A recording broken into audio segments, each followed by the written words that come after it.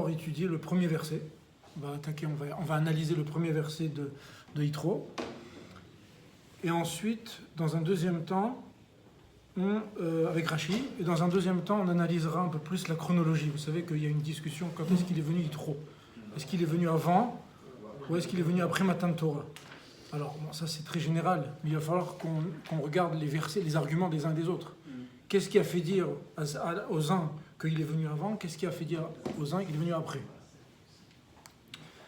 Et dans un troisième temps, alors si on a le temps, on essaiera d'expliquer un petit peu cette histoire de la référence 6.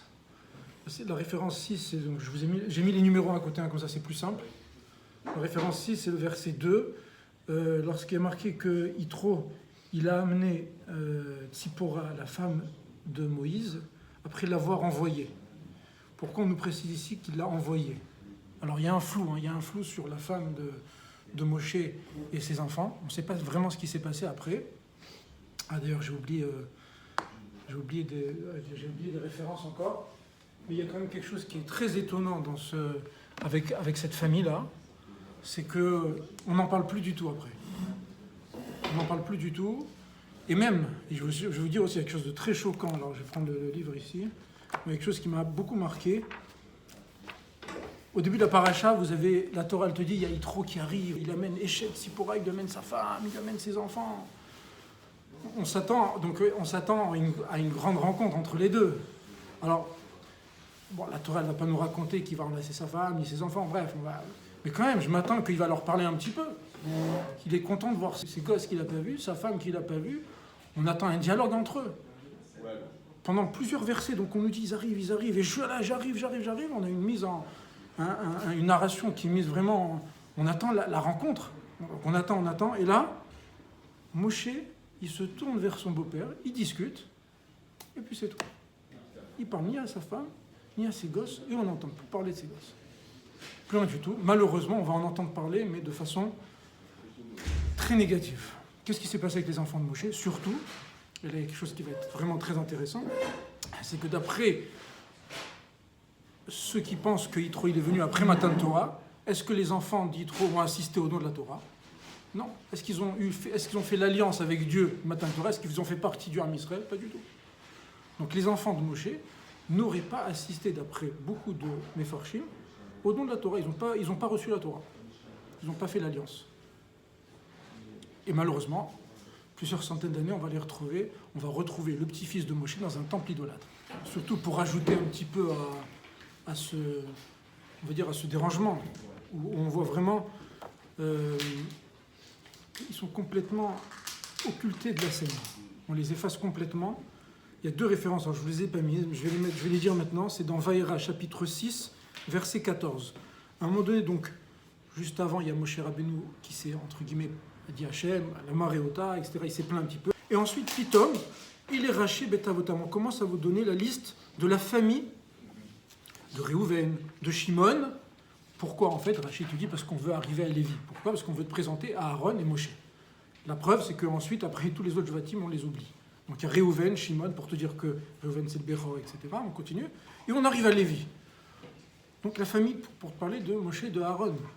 Et donc on te dit Benekeat, et on te parle des enfants de Amram, il a pris une femme Yocheved, et elle a eu Aaron, elle a eu Moshe, etc. Et ensuite on te cite les enfants, le mariage de Aaron, ses enfants, et je m'attends, d'accord, et les enfants de Moshe, non, oubliez. Donc on te fait toute la généalogie de la famille de Lévi, femmes et enfants de Moshe, oubliez. Bamidbar, chapitre Gimel, et les Toldat Aaron ou Moshe, voici les générations de Aaron et de Moshe, Beyom, le jour d'Iber Hachem et Moshe Be'ar Sinaï, le jour où Hachem il a parlé à Moshe à Sinaï. Déjà cette précision, pourquoi on nous précise à ce moment-là? Pourquoi tu me fais la généalogie à ce moment-là? Bon, on va pas parler de ça maintenant, mais ensuite on te dit les Shemot, on commence à te parler des enfants de Aaron, etc., etc. Et Moshe et ses enfants, on n'en parle pas du tout. Alors tu commences à me dire, voici les générations de Aaron et de Moshe, je m'attends à voir les petits Elazar et Gershom. Non, pas du tout. Donc on voit qu'il y a une volonté, avec tout ce que je vous ai ramené, on voit qu'il y a une volonté de la Torah de les mettre de côté. On sent que... On peut se poser la question, est-ce que... Alors je vais peut-être vous choquer, mais est-ce qu'il était véritablement content, Moshe, de retrouver sa femme et ses enfants, est-ce qu'il était vraiment content de les retrouver? Est-ce qu'il ne voulait pas qu'ils restent là-bas? C'est mon passé, c'est aujourd'hui, j'ai un autre, je m'occupe du Ham Israël, ça me rappelle le moment où j'étais un fugitif, etc. etc. Ça fait poser des questions. Surtout que qu'est-ce qu'il va faire après Matan Torah? Il va se séparer de sa femme. Donc elle vient, et il lui dit, on ne voit pas, en tout cas apparemment il va se séparer. Tosfot dans Masechet Avodah Zara, il pose la question suivante. Là-bas, la Gemara, elle dit, est-ce qu'on reçoit des korban? Là-bas, la Gemara, le débat là-bas de la Gemara, c'est est-ce qu'on a le droit de recevoir des sacrifices des goïms? Et la Gemara, elle dit, mais bien sûr on a le droit. Donc Yitro, on a reçu, vous avez vu que dans la paracha, il va faire des korbanot. Bon, la Gemara, elle dit que Yitro, il est venu après Matan Torah. Alors Tosfot, il demande, il dit, mais je ne comprends pas, s'il est venu après Matan Torah, on sait qu'il y a 3 choses que Moshe Rabbeinu, il a pris sa propre décision et que Akadosh Baruch Hu, il a accepté. Il s'est séparé de sa femme, il a cassé les louchot et bon, il a rajouté aussi un jour. Or, s'il est venu après Matan Torah, ça veut dire quoi? On ne comprend plus cette Gemara qui dit qu'il s'est séparé de sa femme, puisque elle est venue après Matan Torah. D'accord? On va peut-être parler de ça tout à l'heure. En tout cas, on va essayer de parler de ce verset. Alors, je reviens à Vaishma Yitro. On va faire on va faire du pshat, c'est-à-dire on va s'arrêter beaucoup plus sur les mots. C'est pour ça que je vous ai amené le texte. C'est marqué comme ça, Vaishma Yitro. Yitro a entendu. Choen Midian, Choten Moshe. Qu'est-ce qu'il a entendu? Complément d'objet direct. Et kol asher asa Elohim le Moshe ou le Israël. Il a entendu quoi? Tout ce que Hachem a fait à Moshe et à Israël, son peuple. Ok? C'est tout ce qu'il a fait, c'est quand même très englobant. Okay. Et ensuite, la phrase, après, on a du mal un peu à la comprendre. Ki otsi Hachem et Israël Mitzrayim. Ce qui, vous avez vu d'ailleurs dans la traduction, je le mets entre parenthèses, parce qu'on en a parlé déjà, on a abordé plusieurs fois ici dans ce cours, la problématique du terme ki. Le ki dans la Torah, il peut vouloir dire beaucoup de choses, et il change le pshat de des versets. En fonction, comment on va expliquer ce ki, ça va changer le pshat. On va voir un petit peu. Alors regardez cette phrase, on a du mal à la comprendre. Ki otsi Hachem et Israël et Mitzrayim. Si je dis qui, ça veut dire car, j'ai du mal à comprendre. Car l'Éternel a fait sortir d'Égypte. Surtout qu'on a du mal à comprendre, c'est que pourquoi tu me parles de la sortie d'Égypte maintenant alors que c'est englobé dans l'ensemble tout ce que Dieu a fait pour Moïse et pour Israël, son peuple. Donc pourquoi tu me sors l'idée de la sortie d'Égypte après? C'est clair ou pas cette question? D'accord? Si tu me dis il a tout entendu, pourquoi tu me parles de qui? C'est un ensemble. C'est un ensemble. Donc tu me parles maintenant de la sortie d'Égypte. Alors, on peut peut-être résoudre cette question si on dit que le qui, ça veut dire lorsque. Exactement. Si on dit lorsque, alors le qui aussi, lorsque, c'est un marqueur de temps. C'est-à-dire qu'il a entendu tout ce qu'Hachem a fait à Moshe, quand? Lorsqu'il les a fait sortir d'Égypte. Maintenant, il faut voir si Rachid est d'accord avec cette lecture. On va voir si Rachid est d'accord avec cette lecture. Parce que si je dis que... alors, il y a aussi une autre remarque, je ne sais pas si vous avez remarqué, au début on parle de Elohim, et après on parle de Yudke Vavke, du tétragramme. Ça c'est une deuxième remarque à faire. Et une troisième remarque à faire, c'est qu'au début on nous parle de Moshe et de Israël, après on ne nous parle que de Israël. Il a entendu tout ce que Hachem a fait à Moshe et à Israël, lorsqu'il a fait sortir Israël. Pourquoi Pitom, t'as oublié Moshe? Israël et Moshe, c'est... Et si tu veux me dire que Moshe il est inclus dans Israël, alors ne mets pas Moshe avant. D'accord? On a du mal à comprendre tout ça. Ça, c'est on va voir Rachid. Mashmoa Shama Uba. Alors, je ne vais pas lire Uba. D'accord? Je vais dire Mashmoa, qu'est-ce qu'il a entendu? Ishma Yitro. Yitro, il a entendu. Qu'est-ce qu'il a entendu? Alors, vous allez me dire, mais il y a marqué dans le Passouk, il a entendu tout ce que Hachem a fait à Moshe. Vient le Rachid dit non. Il a entendu le passage de la mer et la guerre de Amalek. Alors il faut savoir que, je vous ai marqué entre guillemets Zvachim, vous voyez Zvachim 116a, traité Zvachim 116. Il faut savoir que c'est une marloquette en fait dans la Gemara. Pourquoi Rashi me réduit? C'est ce qu'il demande le réel. Comment se fait que Rashi réduit à les deux choses, alors qu'on sait que, comme c'est pour ça que j'ai introduit par cette histoire de complément d'objet direct, il est marqué, il a entendu tout. Ne me parle pas juste de la mer Rouge, de la mer et de Amalek. Sur ça, il précise le réel. Alors peut-être qu'il n'avait pas cette dire ça, en tout cas peut-être c'est pour mettre en relief. C'est que Rashi n'est pas en train de te dire qu'est-ce qu'il a entendu. Il est en train de te dire qu'est-ce qu'il a entendu et qu'il a fait venir. C'est-à-dire sur l'ensemble de choses qu'il a fait, qu'il a entendu, il y a quelque chose, et c'est ça la discussion entre les rabbanim. Qu'est-ce que dans tout ce qu'il a entendu, qui l'a motivé à venir? Alors il y a le Rav A, vous avez vu, je vous ai mis A et B. Pourquoi je vous ai mis A et B c'est précis. Pourquoi je vous ai mis A et B? C'est parce que dans la Gemara, c'est deux rabbins qui parlent. Il y a un rabbin qui dit, tu sais ce qu'il a motivé, qu'il a fait venir? C'est parce qu'il a entendu Kriyat Yam Souf. Il entend ce miracle, waouh, magnifique, Dieu il est très grand, quel peuple, je viens. Il y a un rabbin qui dit non, ça suffit pas à faire venir. Par contre, quand il a entendu qu'Amalek, il a combattu et qu'Israël a démoli Amalek, waouh, là je viens. Maintenant, il y a un autre rabbin là-bas. Alors, vous voyez que Rashi, il a mis les deux rabbins, c'est-à-dire qu'il les a reliés. Qu'est-ce que ça veut dire? Pourtant, les rabbanim là-bas, ils ne sont pas d'accord. S'ils étaient d'accord, alors chacun, on aurait dit les trois sans dire, là, on aurait assemblé les trois. Si y en a un, il vient et dit non, moi je pensais ça, ça veut dire que les trois, ils ne sont pas d'accord. Or, comme vous voyez que Rashi les a mis dans la même auberge. Ça, c'est la première remarque. Et deuxième remarque, c'est que là-bas, il y a un troisième rabbin. Il y a un rabbin qui dit, tu sais ce qu'il a entendu? Matan Torah. Ça, Rashi ne le dit pas. Pourquoi Rashi choisit les deux premiers et il ne choisit pas Matan Torah? On aurait pu dire, tu sais ce qu'il a entendu? Matan Torah, il est venu. Mais qu'est-ce que ça implique si je dis qu'il a entendu Matan Torah? Ça veut dire qu'il est venu après. Or, Rashi ne veut pas le mettre. Pourquoi Rashi ne le met pas? Deux options. Soit il pense qu'il est venu avant. Soit qu'il pense qu'il est venu avant. Soit en fait, comme il y a une discussion, il ne veut pas te rentrer là-dedans. Il te dit, il ne veut pas trancher. Il te dit les deux choses où, voilà. En tout cas c'est intéressant, c'est qu'on voit que Rashi, bien que ce soit deux rabbins, il les a mis ensemble. Bon, déjà ça on a résolu un peu le problème sur l'idée pourquoi il demande qu'est-ce qu'il a entendu. C'est pas qu'est-ce qu'il a entendu, c'est qu'est-ce qu'il a entendu et qu'il a fait venir. D'accord? Chacun, comment il a vu en fait. En fait, chaque rabbin c'est dans sa lecture. Il y a des éléments dans chaque chose qui font que ça peut faire motiver une personne. On avait parlé de ça l'année dernière rapidement, mais on avait posé la question, qu'est-ce qui fait que... Comment c'est qu'ils ont tous entendu, mais il n'y a que lui qui est venu? Ça pose la question aussi dans toute la vie, quoi. Vous avez des personnes, ils vont assister à un cours, toutes les personnes, ils vont sortir comme ça d'un été, il y en a une, il y a deux, on va changer, on va faire quelque chose. Qu'est-ce qui se passe chez la personne qui change que l'autre ne change pas? Je continue. Et kol asher asa, c'est ça qui m'intéresse aussi. Regardez, et kol asher asa, je suis à numéro 4. Tout ce que Elohim fit pour eux, il dit, Rashi, par la tombée de la manne, par le puits et Amalek. Qu'est-ce qu'on peut déduire de ce Rashi au sujet du qui?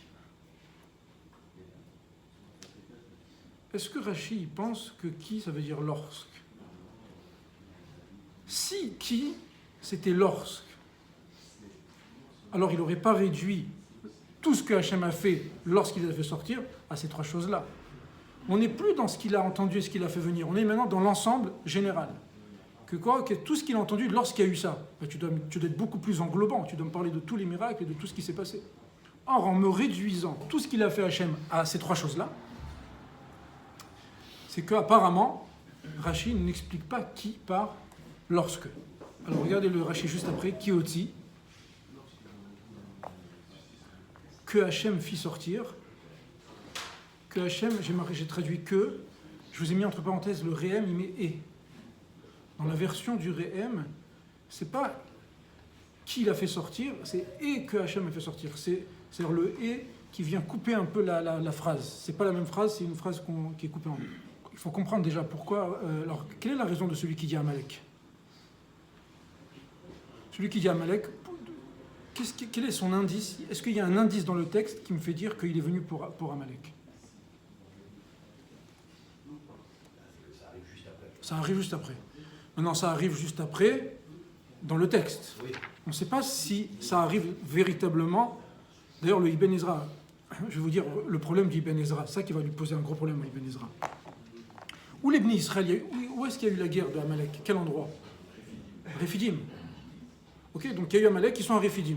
Ok, maintenant j'attends qu'ils s'en aillent de Rephidim. Vous savez jusqu'à où je dois attendre pour dire qu'ils sont partis de Rephidim? Je vous ai mis la référence. C'est la référence 15 en bas. Donc en bas de la deuxième page. On est au chapitre 19.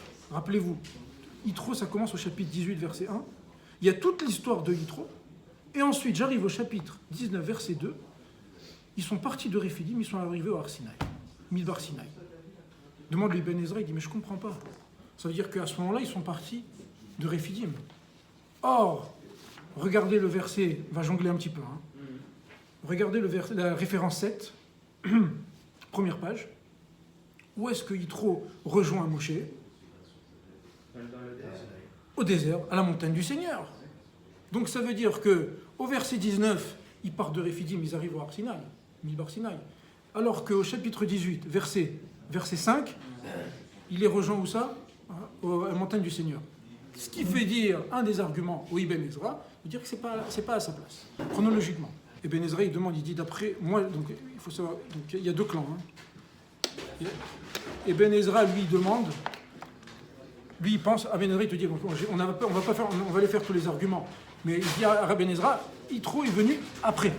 La question, c'est qu'il demande pourquoi on l'a mis avant. Pourquoi on l'a mis avant? Il va falloir répondre à ça. Pourquoi, quand la Torah va être écrite, on va écrire Yitro, pas à sa place? D'accord.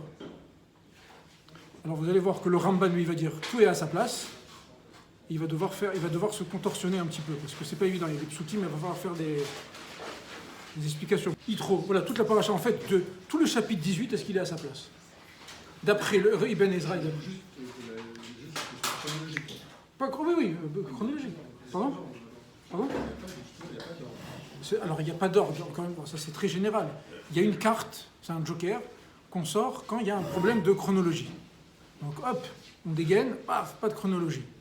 Maintenant, il faut savoir que les Rishonim, ils abordent ce joker pas de la même manière. Ramban, il va utiliser ce joker quand vraiment il n'y a aucune solution.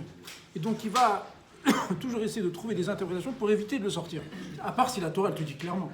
Au but de Bamidbar, là c'est clair, on te parle du deuxième de la année, alors que là on parle de la première année. Et quand c'est clair, quand tu ne peux pas faire autrement, non, sinon il va faire il essaie d'interpréter autrement. Alors je vous ai demandé, d'après celui qui dit que c'est Amalek, d'où il sait? Parce que c'est mis juste après.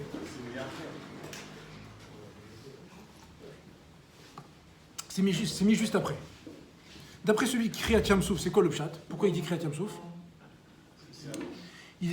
Alors c'est plus loin. Il explique, je crois que c'est le Maharal, il dit parce que c'est l'événement qui a fait énormément de bruit. Chamou, Ami, Mirgazoun, etc.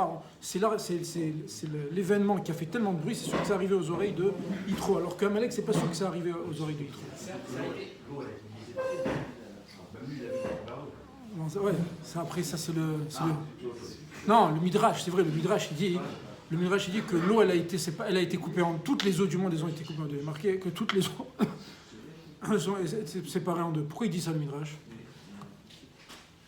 Qu'est-ce qui a fait dire ça au Midrash? On ne peut pas dire qu'il y a eu un vent particulier qui a ouvert la mer et que la mer s'est ouverte et qu'en fait c'est un miracle. Alors ouais, soit tu peux dire ça. Alors c'est vrai qu'il y a eu un vent. Pitom à ce moment-là il y a eu un vent, mais quand même. C'est-à-dire si tu es cohérent avec toi-même qu'il y a eu un vent maintenant à ce moment-là, oui. Quelle est l'idée de dire qu'il n'y a pas eu que toutes les eaux du monde elles se sont ouvertes? Ah, exactement, c'est pour ça qu'il vient, le Rashi et le Midrash, ils disent qu'est-ce qu'il a entendu et qu'il est venu. C'est-à-dire sous-entendu, tout le monde a entendu, mais il n'y a que lui qui est venu. C'est comme Avraham Avinu. Tout le monde a entendu l'Echlecha, mais le seul qui est venu avec cet appel, le Swatemet, il dit que l'Echlecha, ça n'a pas été adressé, il fait un grand chidouche le Swatemet, il dit l'Echlecha, ça n'a pas été adressé à Avraham Avinu. Non. C'est une bombe atomique.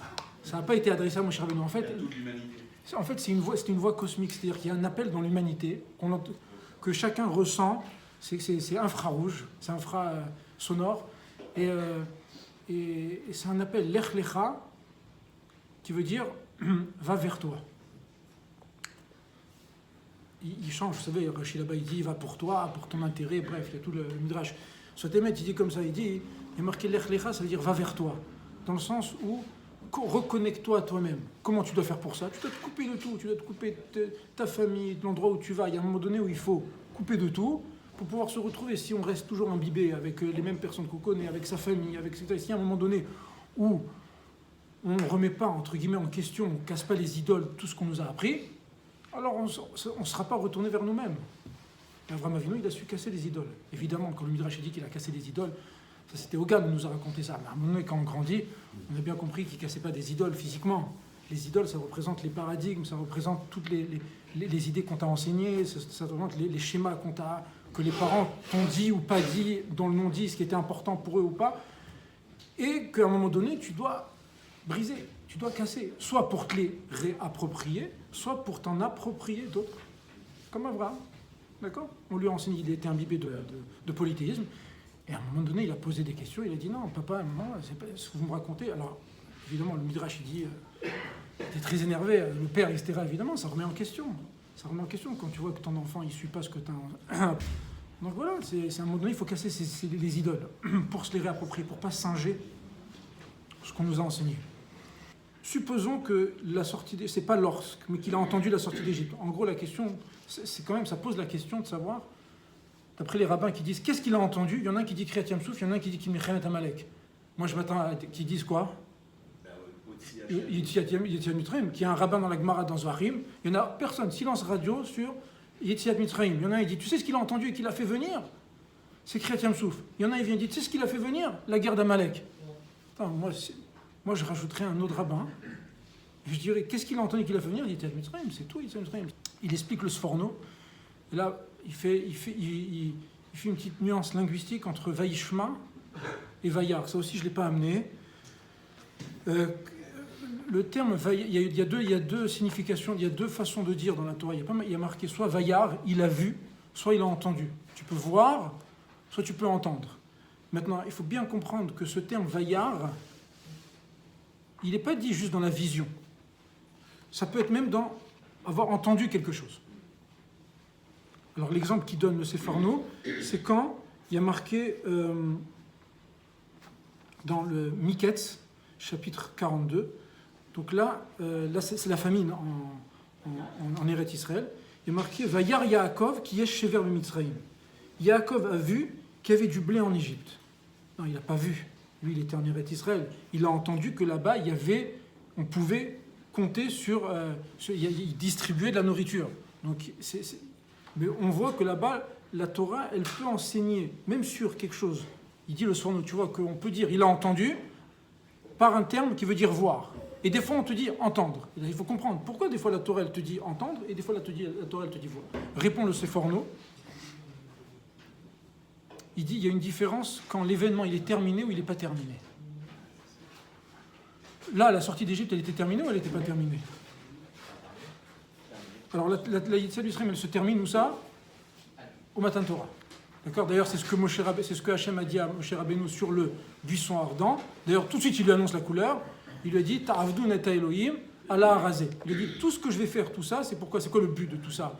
Vous savez, qu'on compte après les 50 jours, etc. C'est quoi le but? Pourquoi Dieu il nous a fait sortir d'Égypte? Pour qu'on accepte sa Torah. Donc, c'est à ce moment-là où on est délivré. Et d'ailleurs, c'est quand on va voir le Mishkan et que là, il y aura la présence divine à ce moment-là. Il dit c'est le Mishkan, parce qu'en fait, le Mishkan, d'après le Ramban, c'est le prolongement du Matan Torah. C'est-à-dire que le Matan Torah, il ne s'est pas arrêté à Matan Torah, il y a eu la révélation. Non, la révélation, elle s'est continuée autour du Aaron, avec Moshe Rabbeinu qui recevait la névoie. Non, il ne rentre pas là-dedans. Il est en train de te dire, il a entendu quoi? Est-ce que je peux te dire, il a entendu Yetziat Mitzrayim? Est-ce que le terme entendre dans la Torah, il peut être dit sur Yetziat Mitzrayim? Non, pourquoi? Parce que c'est en cours. Alors que le terme entendre, il est dit sur des événements qui sont clos. Quels sont les événements qui sont clos à ce moment-là? Soit Kriyat Yam-Souf, soit Milchemet Amalek. Parce que si c'était Yetziat Mitzrayim, ils auraient dit qui? Il aurait dit quoi? Vayar. Il a vu. Il a vu que c'est en cours. Or, il y a marqué Vaishma, ce qu'il a fait leur dire. C'est pour ça qu'il précise que ce n'est pas sur Yetziat Mitzrayim, c'est sur ces deux événements-là.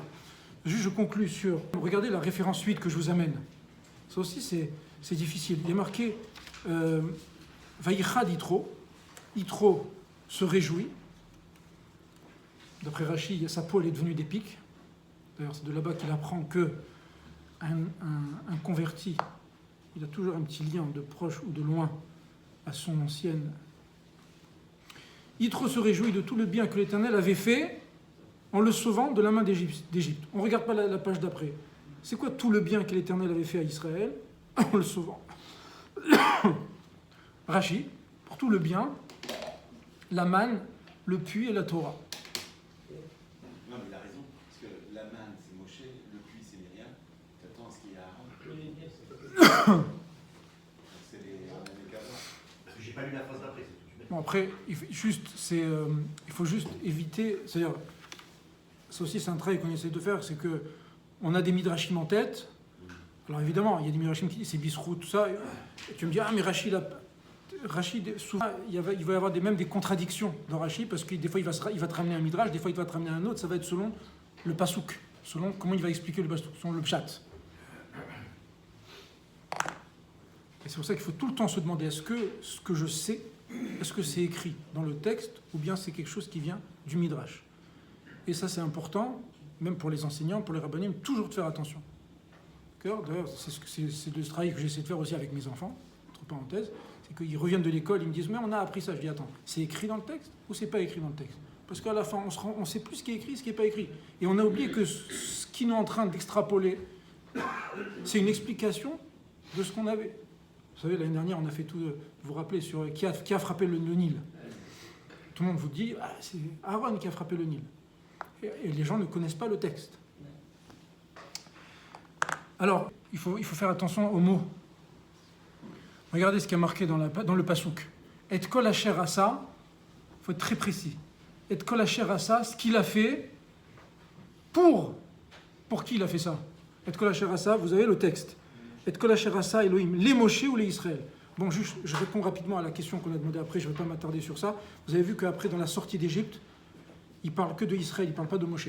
Parce qu'apparemment, Moshe n'a pas souffert de l'esclavage, il faisait partie du Shevet Lévi. En tout cas, Asher Asa, qu'il a fait à Moshe à Israël. Il dit le Réhem. Pourquoi Rachid te précise ces trois choses-là? La manne, le Béer et Amalek. Qu'est-ce que je m'attends à dire, par exemple? Qu'est-ce qu'il a fait au Bnei Israël? Dites-moi un élément qu'il a dit plus haut, que Rachid ne dit pas maintenant, alors qu'il a fait pour les Bnei Israël. L'ouverture de la mer. Tu ne me le précises pas. Il a entendu tout ce que Hachem a fait pour le Ham Israël. Tu me dis, tu sais quoi? La manne, le Béer, Amalek. Et il a fait aussi autre chose pour les Juifs. Il a fait l'ouverture de la mer. Répond le réel que en fait l'ouverture de la mer, elle n'était pas pour les Bnei Israël. Elle était pour noyer les Égyptiens. Mais c'était pas pour eux. Pour eux, vous savez qu'ils ont fait la mer, ils ont fait un détour et tout. Bref, c'est pas clair. Ils n'avaient pas besoin de passer par là. Surtout que vous remarquez bien le texte. Jamais Moshe Akadosh Baruch Hu, depuis le début, il lui dit, je vais vous faire un miracle, on va vous ouvrir la mer. On a l'impression que c'est quelque chose de spontané, de soudain. Enfin, c'est pas quelque chose qui était prévu. Tout était prévu sauf ça. Le miracle de la mer, il n'est pas prévu. C'est pour ça que c'était pour noyer les Égyptiens. D'ailleurs, vous avez compris la nuance.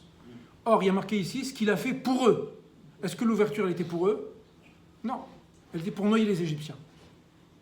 Ça rappelle le Rambam qui dit c'est important de le rappeler. Chaque fois qu'on étudie ces parachutes, il faut rappeler ce Rambam. C'est très important, surtout en ce moment. On parle beaucoup de... Les gens, ils aiment bien ces histoires. Je suis pas... C'est très bien, les miracles. C'est-à-dire que vous pouvez aller des fois dans un kidouche, dans une séouda, et pendant 1 heure, on va vous raconter les miracles d'un rabbin. Bon, c'est très beau, les miracles d'un rabbin. Ça ne remet pas en question sa grandeur, mais ça ne doit pas tourner autour de ça. Ça ne doit pas tourner autour des miracles, de toutes ces choses occultes, etc. Je vous lis le Rambam. Vous allez me dire, mais vous vous rendez compte, Moshe Rabbeinu, tous les miracles qu'il a fait, on a eu Emouna parce qu'il a fait des miracles. Non. Moïse, notre maître, les Juifs, je vous le lis en français, n'ont pas eu foi en lui, en Moshe, en raison des signes qu'il a accomplis. Car celui dont la foi est fondée sur des miracles, sa foi est défaillante. C'est-à-dire que dès que tu vois un type, tu te dis, t'as vu ce rabbin, c'est-à-dire si un type il sent chez lui que les miracles, ça commence à lui faire bouger la émouna, waouh, Le mec, tu sens qu'il a... Là, il a un problème, ce type. Jamais la émouna, elle doit être basée sur des miracles. Pourquoi? Parce qu'il est possible que ce miracle, il était accompli par des sortilèges, par des sorcelleries. On peut tellement tout interpréter au niveau scientifique, tu peux tout interpréter. Tous les faits qui sont dans le monde, tu peux les interpréter. Le Rambam, il ne croyait pas à tout ça. Il pensait tout ça. Le Rambam, c'est une chita, une Khedet, lui, il ne croyait pas à tout ce qui était comme ça, magie, etc. Lui, il pensait que c'était que de la prédication, c'était de la... Il ne croyait pas au Koharatuma. Bon, c'est le Rambam, c'est la chita de Rambam, il ne croyait pas à tout ce que la Gemara raconte sur les démons, etc. Là, le Rambam, il pensait que c'était des choses, il va l'expliquer de façon rationnelle. Un démon, c'est un joke psychologique. Un type qui a un problème psychologique, qui a une phobie, qui a des nœuds, qui a des casseroles. Le Rambam, lui, il te dit que celui qui croit sur sa mouna, sur les miracles, sa foi, elle est défaillante. Car il est possible que ce miracle il était accompli par des sorcelleries. Mais tous les miracles accomplis par Moïse dans le désert, pourquoi alors il a fait des miracles? Pourquoi il a fait des miracles? C'était pas pour qu'on croie en lui? Les gars, ils ont passé la mer avec une petite idole. Pesel Micha. C'est-à-dire le type, Dieu il lui ouvre la mer, et il est là avec son idole, il passe.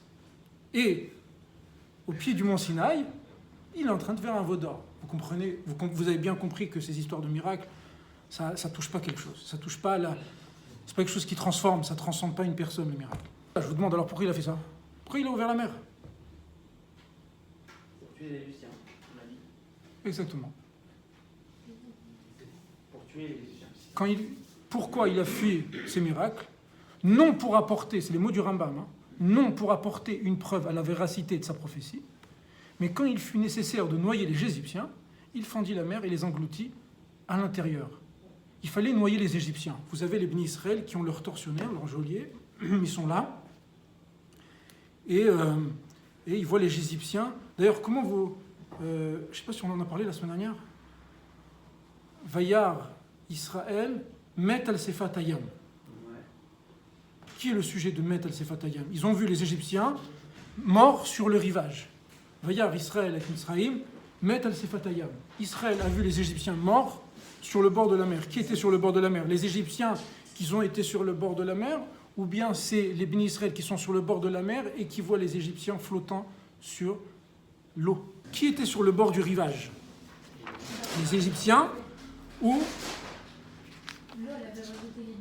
C'est marqué dans le texte, ou pas? C'est pas marqué dans le texte. Alors, d'après les Ta'amim, bon, alors on va essayer de voir les Ta'amim. Des fois, vous savez, dès que vous avez une question sur un pshat, vous regardez les Ta'amim. Après, on peut ne pas... Vayosha Hashem bayom hawat Israël miyad Mitzrayim. Vayar Israël, et Israël a vu et Mitzrayim, les Égyptiens, met, virgule, ils étaient morts, al-Sefatayam, sur le bord de la mer. D'après les signes des Ta'amim, ceux qui étaient sur le bord de la mer, c'était les bénis Israël. Donc ils ont vu les Égyptiens morts, virgule, Vayar, je reprends, le sujet de la phrase, c'est Israël. Vayar Israël, Israël a vu qui? Les Égyptiens morts, où ça ils les ont vus, donc à partir de quel angle ils les ont vus? Al-Sefatayam, sur le bord de la mer. Ça, c'est d'après les Ta'amim. Rashi, il vient, il dit le Midrash, et c'est ça qui va permettre le Midrash, vous savez, des fois il joue sur certaines choses, sur un texte qu'on peut exprimer de plusieurs manières pour nous dire une idée. Il nous dit qu'en fait, la mer a rejeté les Égyptiens sur le bord de la mer. Pourquoi? Parce que il disait, c'est intéressant ce Midrash, parce que vous voyez jusqu'à où elle va la psychologie d'un type qui a été otage, qui a été soumis, qui a été torturé. Il disait, les Égyptiens, les bénis Israël, ils disaient, oui, ils sont dans l'eau, là ils sont morts, mais en fait ils sont pas morts. Ils vont sortir de nous, de même qu'on sort par là, en fait ils vont sortir de l'autre côté, ils vont venir nous attraper. Ils avaient tellement peur, Akadosh Baruch Hu, il a vu qu'ils avaient tellement peur, il a dit il faut que je leur montre, d'après le Midrash, il faut que je leur montre qu'ils sont morts. Et donc on les a éjectés, où ça? Sur le bord de la mer. Qu'est-ce qu'il est en train de nous dire le Midrash ici? Voilà. Qu'est-ce qu'il est en train de nous dire au niveau psychologique? Tu as pu voir 1 an de miracle. On t'a ouvert la mer. T'es passé. Tu vois des gens qui sont morts. Ça ne me suffit pas. Non, le bon Dieu là est en train de me faire un coup. Et là, ils vont venir m'attraper.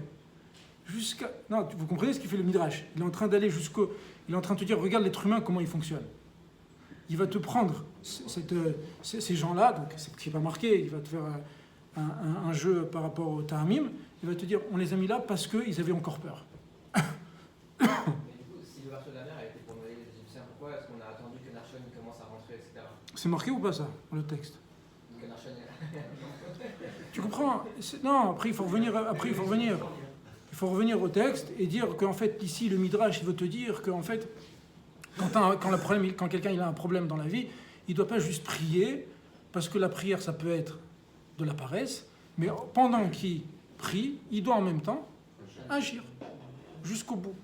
Et pas juste agir pour se dire non, agir, mais tout. C'est que le type, il va se dire comme ça, il va se dire, moi, je fais rien, tout Hachem. Hachem, je prie Hachem. Non, bosse. Ok, je bosse, je me donne. Mais c'est grâce à toi ou c'est grâce à Dieu? Tu comprends ou pas? En tout cas, c'est ça qu'on te demande. C'est qu'à la fin, tu dois comprendre que tout ce que tu as fait, ça a été permis juste par Akadosh Baruch. En tout cas... On revient toujours à la même question, le dosage de la... Le dosage... Alors, je vais... non, mais le dosage, il est là. Il est jusqu'à là. Oui, en l'occurrence ici. Ouais. Mais c'est tout, c'est la kavana. C'est-à-dire, tu dois te démener jour et nuit pour y arriver. Et quand tu as réussi, Donc, vous avez bien compris ce qu'on a dit. Et kol asher asa. Pourquoi Rashi a sélectionné ces trois choses-là? Parce que ces choses-là ont été faites pour le Ham Israël. Et pas pour les... C'est-à-dire que, je ne vais pas te dire la mer, parce que la mer, ça n'a pas été fait pour le Bnei Israël, mais ça a été fait contre les Égyptiens. Ça a été fait contre les Égyptiens, pour les rassurer, pour la... Exactement. Exactement, mais surtout pour amener une justice dans le monde. C'est-à-dire pour dévoiler la malchoute, comme je ne sais pas si on l'a vu ensemble, si on a vu ensemble la semaine dernière. Vous savez, on a vu quand Hachem Imloch l'Olam Vaed. Je vous ai dit, est-ce que le bon Dieu il a besoin que vous dites tous les jours, Hachem Imloch, Dieu régnera pour toujours. D'ailleurs, d'abord c'est un peu un manque de respect. Genre il règne pas maintenant, mais il régnera plus tard. Qu'est-ce que tu es en train de me dire là? Ah, il règne pas maintenant. Il régnera. Dis-moi, il règne. Quand on dit Hachem Imloch l'Olam Vaed, on dit, donc dans la Shira, je prie, Hachem, que tu règnes pour toujours. Dis-moi que tu règnes maintenant et que tu règneras dans les 3 temps. D'ailleurs, on avait parlé d'Onkelos. Onkelos, il traduit différemment. Il ne traduit pas au futur, il traduit au présent. Hachem règne, Hachem il règne, c'est un fait. Ça c'est Onkelos. En tout cas, on avait parlé de ça la semaine dernière. On avait dit, mais pourquoi alors on parle de il règnera? Et on avait précisé, le Ramban, il précisait qu'en fait, ici, il ne faut pas comprendre au sens littéral. Et c'est ce qu'on disait ici, la malchoute, c'est-à-dire que quand est-ce que la malchoute d'Hachem, quand est-ce que la royauté, elle se voit, et quand est-ce que c'est Nistar, il est caché en ce monde. Qu'est-ce qu'on dit caché? Parce qu'on ne comprend rien dans ce monde. On voit des justes qui souffrent, on voit les Réchaïm, on voit que des Réchaïm qui profitent. On a l'impression, même plus que ça, on a l'impression que pour réussir, il faut être un pourri. Quand est-ce que Hachem, il règne? Et c'est ça ce qui s'est passé à ce moment-là, c'est quand on a vu les Égyptiens qui sont morts, là on a vu de la justice, là on était bien. Quand tu vois de la justice, c'est-à-dire quand tu vois le mal, il entraîne le mal, c'est pas que tu es content pour l'autre, d'ailleurs ils n'avaient pas le droit de chanter à ce moment-là, tu es content parce que enfin tu vois une causalité, tu vois une cohérence. Ce qui tue une personne dans le monde, c'est qu'elle ne voit pas de sens. Quel est le sens de ma vie? Quel est le sens du monde? C'est le foutoir, c'est le tohu-bohu. Mais quand tu commences à avoir une cohérence, les tzadikim, les Réchaïm, tu vois, la justice, etc., tu dis bon ça va, il y a un mani, il y a un dirigeant qui est là. Mais quand tu vois que c'est la foire, tu dis, attends, il n'y a personne qui est là, personne ne s'occupe de la baraque. Pour la justice, c'est ça, Hachem Imloch. C'est-à-dire que maintenant qu'on a vu, là, Hachem, il a dévoilé sa royauté, et on souhaite, en fait, c'est pas qu'on lui dit, Hachem, s'il te plaît, règne pour toujours. Pas besoin de tes souhaits. Non, règne, ça veut dire, dévoile-toi. Maintenant, on a confiance en toi. Dévoile-toi et montre-nous cette justice. C'est comme ça, c'est ça l'idée de la royauté d'Akadosh Baruch Hu.